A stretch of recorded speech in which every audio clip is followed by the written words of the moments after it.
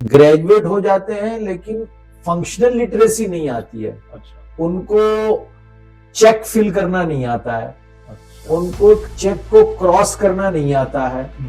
इब्न खुल्दून ने कहा जी। कि इल्म वो है जो एक नए इल्म को जन्म देता है, जिसको हम क्रिएटिविटी कहते हैं। जी। और हमारा तालीमी निजाम दुनिया के कैपिटलिस्ट को सर्व करने के लिए काम कर रहा है। तो वैल्यूज हमारे एजुकेशन सिस्टम से बिल्कुल उसी तरह गायब हो गए जिस तरह गधे के सर से संग से। तालीम का मकसद बहुत सिंपल है मेरी नजर में, वो ये कि एक बायोलॉजिकल बीइंग को मॉरल बीइंग बनाना एजुकेशन का मकसद है। तो ये असल ऑब्जेक्टिव है एजुकेशन का कि आप अपने लिए भी नफा बख्श बन जाए और औरों के लिए भी नफा बख्श बन जाए। कि आजकल गोया के हम स्टूडेंट्स और तलबा को पेन ड्राइव के मान रहे हैं, बल्कि इंफॉर्मेशन उनके अंदर डाल रहे हैं। सही है। और बस उनको उसको स्टोर करवा रहे हैं। तो इवन एप्लीकेशन पार्ट या फिर उसके एनालिसिस पार्ट, क्रिएटिविटी पार्ट, ये इनोवेशन पार्ट, ये लेवल आ नहीं रहे। बिस्मिल्लाहिर्रहमानिर्रहीम। नाज़रीन अस्सलामु अलैकुम रहमतुल्लाहि व बरकातुहू। अल बलाग के पॉडकास्ट मुलाकात में आपका फिर से खैर मुक़द्दम है। आज हम एक अहम मौजू पर गुफ्तगू करने के लिए जमा हुए हैं, जिसका उन्वान है तालीमी कल्चर। और आज हमारे दरमियान बहुत ही ख़ास मेहमान हमारे साथ मौजूद हैं, जनाब सैयद तनवीर साहब, जो मरकज़ी तालीमी बोर्ड के चेयरमैन हैं, जमात इस्लामी हिंद के नेशनल सेक्रेटरी हैं। मैं आपका इस प्रोग्राम में इस्तकबाल करता हूँ। अहलन सहलन व मरहबा। तो सबसे पहले तालीमी कल्चर के सिलसिले में आप बताइए कि जब भी उम्मत मुस्लिमा में तालीम और उम्मत मुस्लिमा की जो पसमानदगी है उसको दूर करने के सिलसिले में गुफ्तगू होती है, तो बात यही आती है कि मुस्लिम उम्मत में जो नाखवानदगी है उसको दूर किया जाए, तालीमी बेदारी लाई जाए। इस सिलसिले में आपका क्या कहना है? माज सलमान साहब, आपका पॉडकास्ट में इनवाइट करने पे बहुत बहुत शुक्रिया। जी जज़ाक। एक अहम मौजू पर आप गुफ्तगू कर रहे हैं और आपने सवाल उठाया कि मिल्लत में आज एक बड़ा चैलेंज ये है कि हम ख़वानदगी या लिटरेट होने को और तालीम याफ्ता होने को एक ही समझते हैं। अच्छा। हालांकि इन दोनों में बहुत बड़ा फ़र्क है। जी। बल्कि तालीम याफ्ता होना और लिटरेट होना, इन दोनों के दरमियान एक और चीज़ भी आ गई है। अच्छा। और वो ये है कि एक होती है बेसिक लिटरेसी, जी, फाउंडेशन लिटरेसी, जी, और दूसरी होती है फंक्शनल लिटरेसी। तो फाउंडेशनल लिटरेसी वो जिसको बुनियाद बनाकर गवर्नमेंट लिटरेसी डाटा देती है। फाउंडेशन लिटरेसी में तो आप पढ़ना सिखा रहे हैं जी, थोड़ी मैथमेटिक्स सिखा रहे हैं जी, और यही फाउंडेशन लिटरेसी हमारे मुल्क में ग्रेजुएशन तक चले जा रही है जी। ग्रेजुएट हो जाते हैं लेकिन फंक्शनल लिटरेसी नहीं आती है। अच्छा। उनको चेक फिल करना नहीं आता है। अच्छा। उनको चेक को क्रॉस करना नहीं आता है। तो ऐसे बहुत सारे लाइफ स्किल हैं जी, जिससे तलबा स्टूडेंट महरूम है, इसलिए कि हमारे पास फंक्शनल लिटरेसी का कोई तसव्वुर नहीं है। अच्छा। तो ये एक दरमियान की बात हो गई। इससे ऊंची जो चीज है वो तालीम याफ्ता होना है, बीइंग एन एजुकेटेड पर्सन। तो एजुकेशन के लिए तो आज जो पिरामिड काम कर रहा है जी, वो बेंजामिन ब्लूम का एक पिरामिड है जो जिसके 6 लेवल है। ओके। उन 6 लेवल में सबसे बेसिक बुनियादी जो लेवल होता है वो नोइंग का होता है। अच्छा। यानी किसी चीज को जानना। जी। और आज हमारे तालीमी पूरे मैदान में जी, इसी पे जोर है कि आप जानें, मेमोराइज करें, हाफिजे पर जोर है। हाफिजे पर जोर है। जी, जबकि हाफिजा तालीम का एक बहुत छोटा हिस्सा है, एक टूल है हाफिजा। जी। तो नोइंग के बाद दूसरा लेवल है understanding. But in many cases बच्चा अंडरस्टैंड ही नहीं करता। जी। फॉर एग्जाम्पल एक बड़ी मोटी मिसाल है जी, कि बच्चों को सिखाया जाता है a+b होल स्क्वायर। जी, और सब सीखते हैं a² + b² + 2ab। लेकिन अंडरस्टैंडिंग नहीं होती कि ये किस लिए है, रीजनिंग क्या है, लॉजिक क्या हाँ है, लॉजिक क्या है, लॉजिक तो और आगे की चीज है, अच्छा, अंडरस्टैंडिंग ही नहीं है अच्छा, कि वाई दिस फॉर्मूला इज, जी, इसका मकसद क्या है, ये जी, किस काम में आता है, ये नहीं है।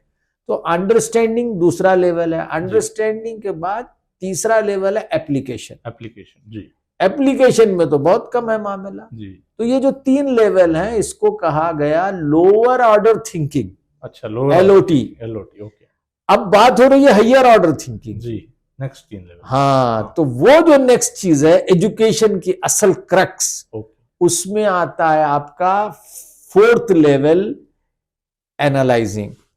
उसके बाद आता है आपका उसको इवेल्युएट करना, valuation, analysing, evaluating, then the 6th one is creating. Okay, आपको एक नई चीज पेश कर रहे हैं तो वो तालीम है। इब्न खुल्दून ने कहा जी, कि इल्म वो है जो एक नए इल्म को जन्म देता है, जिसको हम क्रिएटिविटी कहते हैं। जी, तो आज क्रिएटिविटी खत्म हो गई है, क्रिएटिव थिंकिंग खत्म हो गई है, और तालीम का वो बड़ा मकसद हमारे जहनों से ओझल हो गया है।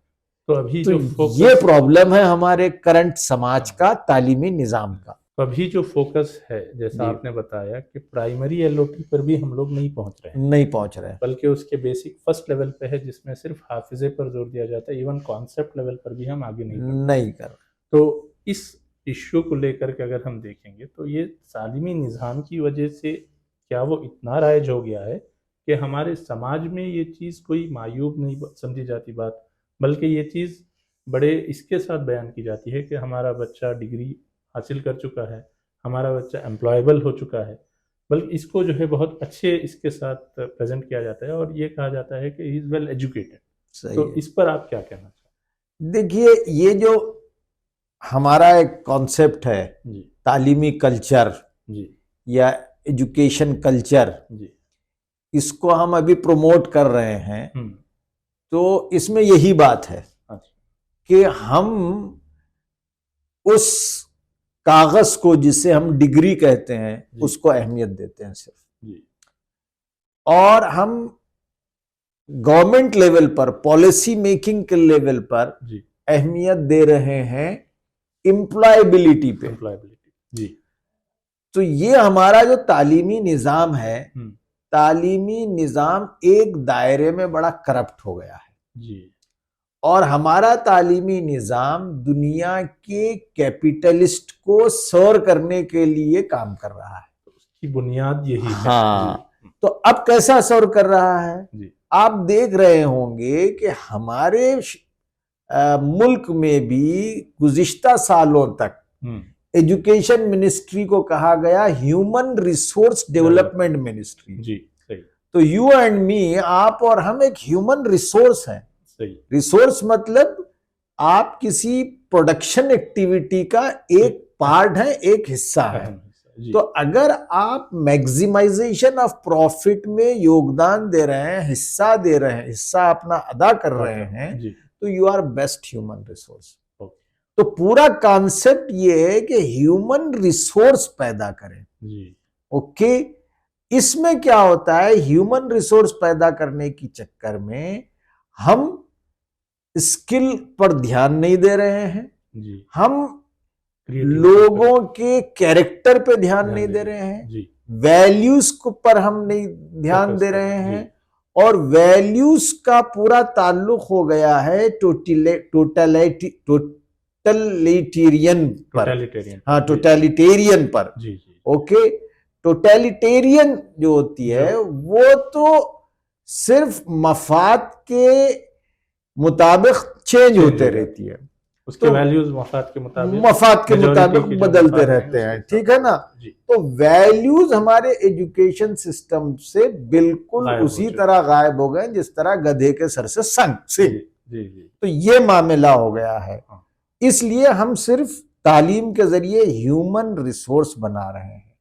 हम तालीम, अब आप न्यू एजुकेशन पॉलिसी देखिए, उसमें कहा गया कि इम्प्लॉयबल बनाना, एम्प्लॉयबल बनाना, ये लफ्ज का खास तौर से हाँ, तो 2020 पॉलिसी में आपको और हमारे बच्चों को इम्प्लॉयबल बनाने के लिए तरबियत दी जा रही है जी, गोया के एक हाँ, मशीनरी का हिस्सा बना हिस्सा रहे हैं बनाने के लिए। जी, एक जबकि रोबोट जो है तैयार किया जा रहा है। जबकि जी, एजुकेशन का जो नोबल ऑब्जेक्टिव है वो ये कि यू एंड मी जी, are in one domain human being, जी, हम ह्यूमन बीइंग हैं, सही, होमोसिपियंस हैं। जी, तो इस होमोसिपियंस को, ह्यूमन बीइंग को, बायोलॉजिकल बीइंग को एक मॉरल बीइंग बनाना एजुकेशन का काम। तो ऑब्जेक्टिव ऑफ एजुकेशन, मेरा अगला सवाल वही था हाँ, कि तालीम का मकसद क्या हो जाना चाहिए। तालीम का अभी जो मकसद मकसद हम देख रहे हैं वो एम्प्लॉयबिलिटी है, स्किल्स की तरफ फोकस बिल्कुल है। बल्कि अगर ये कहा जाए एम्प्लॉयबिलिटी के सिलसिले में भी हम बहुत पीछे हैं बिल्कुल मौजूदा तालीमी निज़ाम। सही है सिर्फ हाफिजे पर, मार्क्स पर, इस पर जोर है। जी। लेकिन अगर उसूली तौर पर देखा जाए तो तालीम का मकसद क्या हो जाना चाहिए? जी, आप तालीम का मकसद बहुत सिंपल है मेरी जी, नजर में। जी, वो ये कि एक बायोलॉजिकल बीइंग को, जी, बायोलॉजिकल बीइंग को मॉरल बीइंग बनाना एजुकेशन का एजुकेशन मकसद होता है। ओ, और ये जो प्रोसेस है, ये प्रोसेस ट्रांसफर ऑफ नॉलेज से नहीं होता है जी, कि अगर आपने ह्यूमन बीइंग में नॉलेज ट्रांसफर कर दिया जी, तो वो मॉरल बीइंग बन गया। मुमकिन नहीं। इम्पॉसिबल। इसके लिए क्या करना पड़ता है? इसके लिए हमको ट्रांसफॉर्मेशन ऑफ पर्सनैलिटी करना पड़ता है। जी, तो अभी पूरा फोकस हम्म, आप देखेंगे डेवलप्ड कंट्रीज में, जी, वो ये है कि एक शख्स को किस तरह ट्रांसफॉर्म किया जाए, जी, और उसके लिए मुख्तलिफ हम अप्रोचेस इख्तियार कर रहे हैं, जिसमें एक अप्रोच जो अभी लेटेस्ट, जिस पर बहुत ज्यादा डिस्कशन होता है, जी, वो है 21st सेंचुरी स्किल्स। अच्छा, तो ये 21st सेंचुरी जो स्किल्स हैं, जी, इसको 3 हिस्सों में तकसीम किया गया है, दर्जाबंदी है, 3 इसके 3 लेवल दर्जे हैं, 3 लेवल हैं। जी, एक है लर्निंग स्किल, ओके, दूसरा है लिटरेसी स्किल, जी, और तीसरा है लाइफ स्किल। फिर इसके अंदर कई स्किल्स हैं, टोटल मिला के 17 स्किल्स का ज्यादा चर्चा है। ओके, और ये आप गौर करेंगे, ये सारे 17 स्किल वो हैं जो एक ह्यूमन बीइंग को मॉरल बीइंग बनाते हैं। और ये 17 स्किल वो हैं जो एक इंसान को अपने लिए जीने के बजाय औरों के लिए जीने का फन सिखाते हैं। तो ये असल ऑब्जेक्टिव है एजुकेशन का, कि आप अपने लिए भी नफा बख्श बन जाए और औरों के लिए भी नफा बख्श बन जाए। जिस तरह अल्लाह के रसूल ने कहा कि एक मोमिन की मिसाल शहद के मक्खी के मानिंद है, जी, खैरुन्नास मन यनफउन्नास। जी, तो ये सब चीजें तालीम के मकसद को डिफाइन करती हैं, बयान करती हैं। आप एक बहुत अच्छी मिसाल आपके लिटरेचर में दिया करते हैं कि आजकल गोया के हम स्टूडेंट्स और तलबा को पेन ड्राइव के मानिंद बना रहे हैं, बल्कि इंफॉर्मेशन उनके अंदर डाल रहे हैं। सही है। और बस उनको स्टोर करवा रहे हैं। तो इवन एप्लीकेबिलिटी, एप्लीकेशन पार्ट, या फिर उसके एनालिसिस पार्ट, क्रिएटिविटी पार्ट, ये इनोवेशन पार्ट, ये लेवल्स पे हम आ नहीं रहे। सही। तो मुल्क में ये निज़ाम तो है नहीं, दुनिया के दीगर जो ममालिक हैं इसमें कहाँ तक पेशरफ्त हुई है, किस तरह इसके सिलसिले में कोशिशें हुई है, और माजी में क्या इस्लामी तारीख में ऐसी मिसालें हमें मिलती है कि इस तरह का तरबियती निज़ाम, इस तालीमी निज़ाम किस तरह जो है राइज किया जा सकता है जो हमारे मकासद को हासिल कर सके। नहीं, माशाल्लाह आपने बहुत अच्छा सवाल पूछा कि देखिए माजी में जी, एक दौर वो था जो बिलखुसूस अब्बासी खिलाफत का दौर था। जी, ओके, पूरा अपना इधर इराक से लेकर मिस्र तक, जी, ओके, एक बड़ा एरिया मुसलमानों के जेर तहत था। जी, तो इस पूरे किंगडम में पॉलिटिकली क्या क्या हुआ वो एक अलग बहस है। जी, तो I am not discussing politics. जी, तो इस पूरे पीरियड में 700 ईस्वी से लेके 1200 1300 ईस्वी तक इल्म, हिकमत, लिटरेचर, साइंस एंड टेक्नोलॉजी, ये सारी चीजें मुसलमानों के अतराफ घूमती थी। अच्छा, इनका माइंड मरकज में था। जी, दारुल हिकमा इराक का मरकज में था। जी और उसके अतराफ सारी चीजें रिवॉल्व हो रही थी, डेवलप हो रही थी। जी वो गोया स्प्रिंग था। जी लेकिन बाद में हालात बदल गए जी और अब देखेंगे आप कि ये जो साइंस, टेक्नोलॉजी, इल्म व फनून के ब्रेन और मराकिज हैं जी वो बदल गए। अच्छा इसलिए शायद बदल गए जी कि रफ्ता रफ्ता हमारे प्रायोरिटीज बदल गई जी और प्रायोरिटीज जो बदल गई उसमें तारीखी कई वाकयात भी शामिल हैं, जी जिसमें एक इंडस्ट्रियल रिवॉल्यूशन भी है जी और फिर खिलाफत उस्मानिया का फॉल आउट भी है। जी तो इस तरह पॉलिटिकल रीजंस भी हैं और कुछ हमारे फिक्री रुझानात में तब्दीली भी उसका रीजन है। एक बात तो ये हुई। दूसरी बात, मौजूदा जमाने में क्रिएटिविटी और ये सारी चीजें जो हम 21st सेंचुरी स्किल्स, एप्लीकेबिलिटी, ये जो बातें कर रहे हैं ये यकीनन लिटरेचर में, पॉलिसीज में मौजूद हैं। अच्छा अगर आप एनईपी डॉक्यूमेंट पढ़ेंगे हमारा न्यू एजुकेशन पॉलिसी का, तो उस डॉक्यूमेंट में ये सारी चीजें मौजूद हैं। बल्कि उसमें तो होलिस्टिक एजुकेशन की भी बात है, वैल्यूज को बड़ी अहमियत दी गई है, हमाजहत तरक्की को अहमियत दी गई है। इसी तरह आप दूसरे डेवलप्ड कंट्रीज में देखेंगे, डेवलप्ड कंट्रीज में तो क्रिएटिविटी, वैल्यू एजुकेशन की इंपॉर्टेंस बहुत ज्यादा हो गई है। वहां पर रोट लर्निंग नहीं है, वहां पर हमारे जैसा एग्जामिनेशन सिस्टम नहीं है, वहां का असेसमेंट बदल गया है। वहां की नक्काली हम कर रहे हैं कि भाई हमारे पास भी फॉर्मेटिव असेसमेंट होगा, सबमेटिव असेसमेंट होगा, लेकिन हमारे टीचर्स ना फॉर्मेटिव असेसमेंट समझ सक रही हैं ना सबमेटिव असेसमेंट समझ रही हैं, बल्कि 100 साल पुराना जो हमारा अंदाज था वही पेडागोजिकल एक्सपीरियंसेस और वही सिलसिला चल रहा है। लेकिन अगर आप और हम या समाज काम करता है तो पोटेंशियल्स मौजूद हैं, करने वाले लोग काम कर रहे हैं।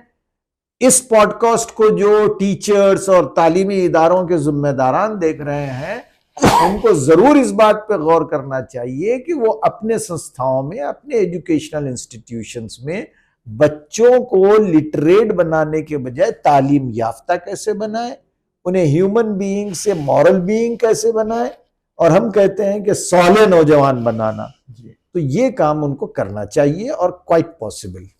तो जैसा कि आपने बताया कि एजुकेशन पॉलिसी में ये चीज़ शामिल है कि हम हमाजहत तालीम की तरफ फोकस करेंगे, होलिस्टिक अप्रोच की तरफ फोकस करेंगे। ये ना सिर्फ हिंदुस्तान में बल्कि दीगर ममालिक में भी है। बिल्कुल। तो इसके जो प्रैक्टिकल मॉड्यूल्स हैं, सक्सेसफुल मॉड्यूल्स हैं जो दीगर ममालिक में, क्या हमारे पास उसके कोई एग्जाम्पल्स मौजूद हैं?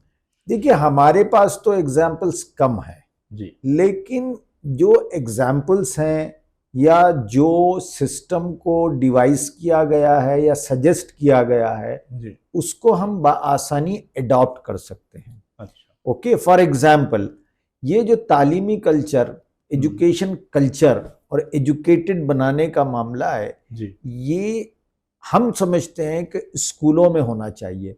ऐसा नहीं है।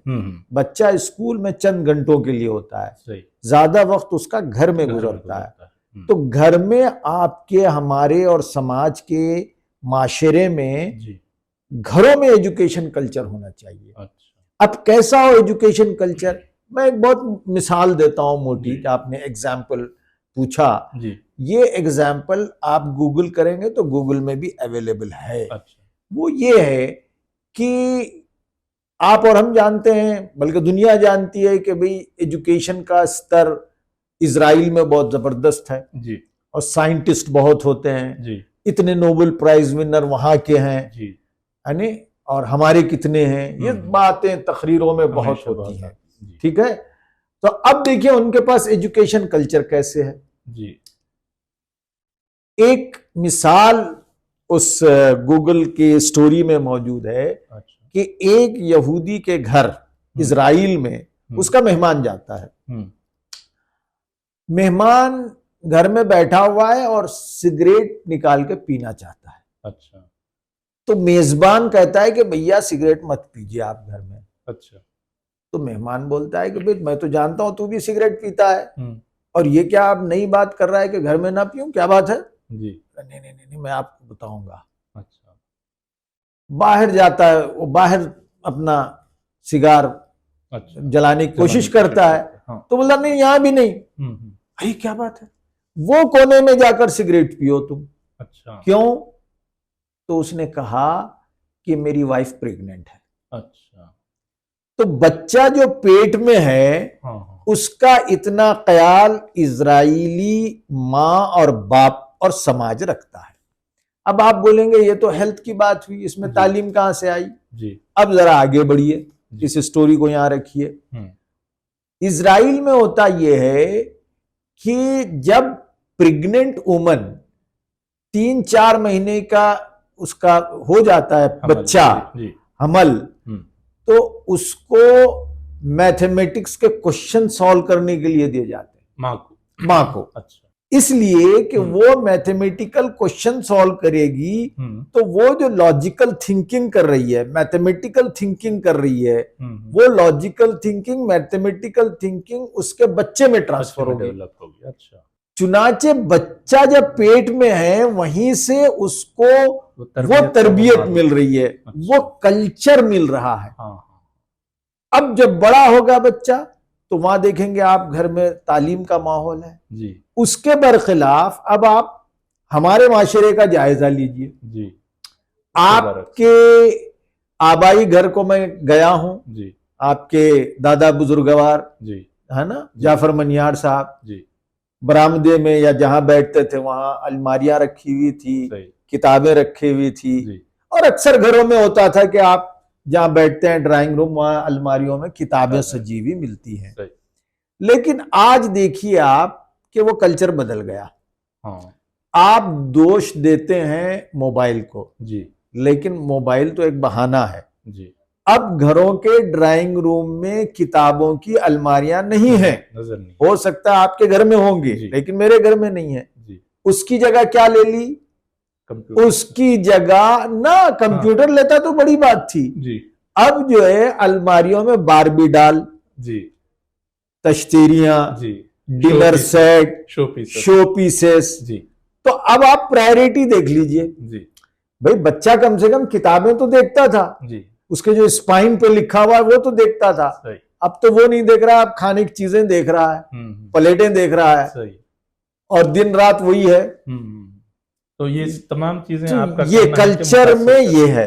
फिर और कल्चर हमारा देखिए एक और मिसाल जी, कि आज हमारे माशरे में ईद बकरीद का बजट बनता है सही है, कपड़ों का बजट बनता है जी, दूध का बजट बनता है जी, जुमा के दिन बिरयानी खाने का बजट बनता है जी, शादी का बजट बनता है सही। बजट नहीं बनता है तो वो तालीम का किताबों का नहीं बनता है। फीस अदा करना है तो इदारों को ढूंढते रहते हैं कि कहां मुझे मदद मिलेगी, KMDC के वेबसाइट को जहां ये करते हैं। तो ये एक उदाहरण है, ये एक मिसाल है। फिर एक और मिसाल ये कि हम घर में जी, कभी टेक्स्ट बुक के अलावा किसी किताब को परचेज करने के लिए बच्चों को इनकरेज नहीं करते जी। अगर बच्चा चाहता भी है कि कोई कहानी की किताब खरीदें तो बाप डिस्करेज करता है कि पहले सिलेबस की किताब पढ़, सिलेबस वो पढ़ो पहले बेटे, उसके बाद लाएंगे जी। हम हमारी बहनों को, बेटियों को इंटरव्यू करते हैं टीचर्स वगैरह के लिए जी, तो मुझे ताज्जुब होता है कि 99% लड़कियां जब उनसे ये सवाल पूछा जाता है कि आप अपने टेक्स्ट बुक के अलावा कोई किताब पढ़ी है जी, तो 99% बच्चियां नो में जवाब देती। अच्छा, तो 99% बिल्कुल हमारे एक्सपीरियंस पढ़ते ही नहीं कोई किताब, कोई पढ़ते नहीं। वेस्ट में ऑन एन एवरेज एक साल में एक खातून 6 किताबें पढ़ती है ऑन एन एवरेज। इंडिया में पूरी लाइफ में 6 किताबें नहीं पढ़ती कोई खातून, मतलब एक्सेप्शनल केसेस कुछ हो सकते हैं ऑन एन एवरेज, और जनरल जो फेनोमेनन है उसमें नहीं पढ़ी जाती किताब। अलमिया है जो हमारे कल्चर का हिस्सा तो ये है इल्मी कल्चर जी। और डिस्कशन देखिए आपस में क्या होता है, इल्मी डिस्कशन हमारा। जी आपका बच्चा एमबीबीएस में है, हाँ इंजीनियरिंग में है, जी आईआईटी कर रहा है, जी जेईई कर रहा है, जी यही होता है। आमतौर पर यह डिस्कशन नहीं होता है कि भाई अभी जो हमारे स्पेस से वापस लौटे हैं लोग, वो कैसे गए, क्या हुआ, जी घरों में गुफ्तगू नहीं होती। जितनी गुफ्तगू हमारी क्रिकेट के लिए होती है, जी उसका 1% आपके कॉग्निटिव डेवलपमेंट के लिए नहीं होती। यह है इल्मी कल्चर, इसको डेवलप करना चाहिए। मुहर्रम आता है, गुजर जाता है, रमजान आता है, गुजर जाता है, बच्चों को मालूम नहीं कि इसका रेलेवेंस क्या है। ना मजहबी मालूमात डेप्थ में है, ना दुनियावी मालूमात डेप्थ में है। अभी एक बच्चा ग्रेजुएट आज, मैं बोला कि भाई मैं उड़पी जा रहा हूं जी, तो अंकल उड़पी यूपी में है क्या, पूछता है। अच्छा, यानी हमारे समाज से इतना इररिलेवेंट, हाँ इररिलेवेंट, और इल्म का स्तर इतना कमजोर है जी कि हम लोग टेक्स्ट बुक से बाहर निकलकर सोसाइटी को देखने के लिए कुछ बिल्कुल बिल्कुल सोसाइटी को देख नहीं रहे, लॉजिकल थिंकिंग खत्म हो गई है। तो और जो मसाइल है, जो चीजें हैं, उसके हल करने की तरफ तवज्जो तो दूसरी बात। और ये जहन नहीं काम कर रहा है कि मैं मेरे मसाइल को इल्म की बुनियाद पे कैसे सॉल्व करता हूं। क्योंकि मैं इकोनॉमिक्स पढ़ रहा हूं तो इकोनॉमिक्स एप्लीकेशन के लिए नहीं पढ़ रहा, इकोनॉमिक्स पढ़ रहा हूं एग्जाम देने के लिए। मैं मैथ्स पढ़ रहा हूं तो एग्जाम देने के लिए, मैथ्स को मैं अप्लाई नहीं कर रहा हूं, अपने घर के डायमेंशन निकालने के लिए अप्लाई नहीं करता मैं। अपनी प्रैक्टिकल लाइफ में उसका रेलेवेंस हम नहीं आइडेंटिफाई कर पाते, इसलिए कि हमारे पास कल्चर नहीं है। तो ये है इल्मी कल्चर। तो गोया कि हम एक दो अलग अलग दुनिया समझते हैं कि बिल्कुल तालीमी मैदान में जो जाते हैं, वहां पर जो पढ़ते हैं, वो बस हमारी एक एम्प्लॉयबिलिटी, हमारी नौकरी और हमारे माश के लिए है, और हमारा जो घर का मामला है और जो दीगर जिंदगी के कामकाज है वो एक बिल्कुल दूसरा मामला। बिल्कुल, तो वो कोरिलेशन वहां पर डेवलप नहीं हो पा रहा। तो ये तालीमी कल्चर का एक बहुत बड़ा हिस्सा है जो यहाँ पर बिल्कुल। तो अभी इस पहलू को खासतौर से हिंदुस्तान में भी आम इंस्टीट्यूट्स के मुकाबले में जो मुस्लिम एजुकेशनल इंस्टीट्यूट्स हैं, उनमें हम ये किस तरह परवान चढ़ा सकते हैं? देखिए, एक तो इसको परवान चढ़ाने का बुनियादी काम घरों में होना, ठीक है। क्योंकि आपने सवाल पूछा स्कूल, उस पे आता हूं मैं, लेकिन ये बात जहन में रहे कि किया है, हाँ, उसमें बहुत घरों में इसको डेवलप होना चाहिए। मैं तो मिसालें दिया, डेवलप करने का पूरा एक मॉड्यूल है इसका, उस पर कभी बात करेंगे। अब स्कूलों में तो ये है कि जो एनईपी कहती है कि आप बेंजामिन ब्लूम्स के 6 लेवल को आप हासिल कीजिए, तो वो करें आप जी। ये हम कर नहीं पा रहे हैं। इसलिए नहीं कर पा रहे हैं कि हम टीचर्स को प्रॉपर ट्रेनिंग नहीं देते। सारे टीचर्स जो बीएड की हुई होती हैं वो ये जानती हैं कि लैंग्वेज में एक फॉर्मूला काम करता है LSRW, यानी लैंग्वेज सिखाने के ये 4 एलिमेंट्स हैं और 4 स्टेजेस हैं। फर्स्ट स्टेज है L, first is L, listening. बच्चे को लिसनिंग सुनाएं, सिखाएं। उसके बाद दूसरा है second LS, speaking. Okay, third is R, reading, and the last one is writing. लेकिन होता यह है हमारे समाज में कि लिसनिंग से पहले राइटिंग आ जाती है। बच्चा नर्सरी में है, बच्चे पे जुल्म होता है कि बच्चे को 6-6 पेज लिखने का होमवर्क दिया जाता है, और माँ भी फख्र से कहती है कि हमारे स्कूल में हमारे बच्चे को 6 पेज होमवर्क मिलता है। ओके, और जहां पर होमवर्क ज्यादा दिया जाता है वो समझा जाता है कि बहुत अच्छा स्कूल है। तो ये मामूली मिसाल है, बहुत छोटी मिसाल है कि LSRW को जानते हैं टीचर, लेकिन उसको इंप्लीमेंट नहीं कर रहे हैं। स्पीकिंग नहीं सिखाई जाती है। स्पीकिंग चाहे उर्दू की हो, चाहे इंग्लिश की हो, किसी भी लैंग्वेज की, आज बच्चा हमारा फ्लुएंटली स्पीक नहीं कर सकता, बात नहीं कर सकता। तो इस तरह मैं अभी जो कहा कि लोअर ऑर्डर थिंकिंग से हायर ऑर्डर थिंकिंग की तरफ जाएं, वो तो खत्ते ही नहीं हो रहा। सिर्फ बेसिक लेवल का नोइंग, मेमोराइजिंग उसी पर हम इत्तेफाक रुके हुए हैं, इक्तिफा किए हुए हैं, जी, रोट लर्निंग हो रही है, चूहा दौड़ हो रही है, जी, उसी में हम मसरूफ हैं कि बच्चे को 80% मिले, 90% मिले, आउट ऑफ आउट मिले, नीट क्लियर करे, जेईई क्लियर करे। प्रैक्टिकल लाइफ में वो जीरो है। जेईई करने वाला थोड़ी बहुत लॉजिकल थिंकिंग कर लेता है, जी, लेकिन नीट में तो लॉजिकल थिंकिंग का कोई सवाल ही नहीं होता। टेक्स्ट बुक पैरासाइट आप मेमोराइज कीजिए, मेमोराइज कीजिए और मेमोराइज कीजिए। मतलब आपका मेमोरी पावर अच्छा है जी, तो आप जो है अच्छे वहाँ पे तालीम अच्छे याफ्ता हैं। जी, तो स्कूलों में lower order thinking, higher order thinking टीचरों को सिखाना चाहिए, जी, टीचर को ट्रेनिंग देनी चाहिए। जी, अब देखिए कहा यह गया कि बच्चों को होमवर्क के बजाय असाइनमेंट दे, इंगेजमेंट दे। इंगेजमेंट का कॉन्सेप्ट बहुत नॉवेल, बहुत अच्छा कॉन्सेप्ट है। अच्छा। मसलन ये कि एक बच्चे को आप फोटोसिंथेसिस पढ़ा रहे हैं जी, तो एक तो होमवर्क ये होता है कि साहब write down what is define photosynthesis. अब उसका प्रोसेस लिख देते हैं जी, बस वो बच्चा जवाब लिख के लाना है, सही, खत्म हो गया। एक तरीका ये है। दूसरा तरीका ये है कि बच्चे से कहा जाए कि बेटे दो प्लांट लो, एक को धूप में रखो, दूसरे को आप छांव में रखो, और फिर उसमें क्या तब्दीलियां होती हैं ऑब्जर्व करो।